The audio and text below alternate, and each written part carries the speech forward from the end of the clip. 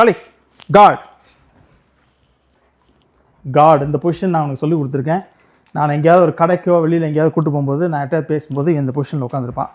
ரொம்ப நேரம் நான் பேசிட்டு இருந்தேன்னா அப்படி அவனப்படுத்துருவான். இதெல்லாம் வந்து நிறைய நாள் ட்ரெயின் பண்ணதோட அது. காட் இங்கே செட்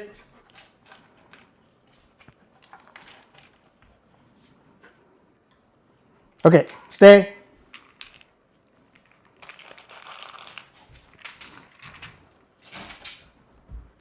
கவர் கவர்னா எனக்கு பின்னாடி என்னை பின்னாடி கவர் பண்ணுன்னு அர்த்தம், பின்னாடி பார்த்துக்கணும்னு அர்த்தம். நான் இப்படி முன்னாடி நிற்கும்போது ஃபார் எக்ஸாம்பிள் எங்கேயோ ஒரு ஏடிஎம்லேயோ எங்கேயோ நான் பணம் எடுக்கிறேன்னு வச்சுக்கோங்க. இவன் நல்லா வளர்ந்ததுக்கப்புறம் இவனோட வேலை நான் வந்து எந்த பக்கம் ஃபோக்கஸ் பண்ணுறோம் அந்த பக்கம் பார்க்காம பின்பக்கமாக வாட்ச் பண்ணுறது. இது நான் டீச் பண்ணியிருக்கேன்.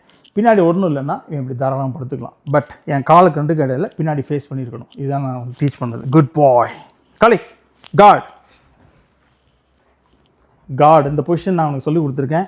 நான் எங்கேயாவது ஒரு கடைக்கோ வெளியில் எங்கேயாவது கூட்டு போகும்போது நான் என்கிட்ட பேசும்போது இந்த பொசிஷனில் உட்காந்துருப்பான். ரொம்ப நேரம் நான் பேசிட்டு இருந்தேன்னா அப்படி அவனப்படுத்துருவான். இதெல்லாம் வந்து நிறைய நாள் ட்ரெயின் பண்ணதோட அது.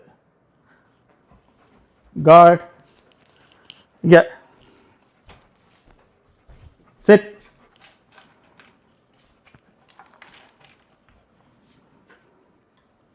ஓகே ஸ்டே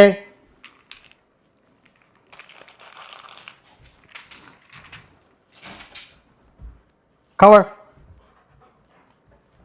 கவர்னா எனக்கு பின்னாடி என்னை பின்னாடி கவர் பண்ணுன்னு அர்த்தம், பின்னாடி பார்த்துக்கணும்னு அர்த்தம். நான் இப்படி முன்னாடி நிற்கும்போது ஃபார் எக்ஸாம்பிள் எங்கேயோ ஒரு ஏடிஎம்லேயோ எங்கேயோ நான் பணம் எடுக்கிறேன்னு வச்சுக்கோங்க. இவன் நல்லா வளர்ந்ததுக்கப்புறம் இவனோட வேலை நான் வந்து எந்த பக்கம் ஃபோக்கஸ் பண்ணுறோம் அந்த பக்கம் பார்க்காம பின்பக்கமாக வாட்ச் பண்ணுறது.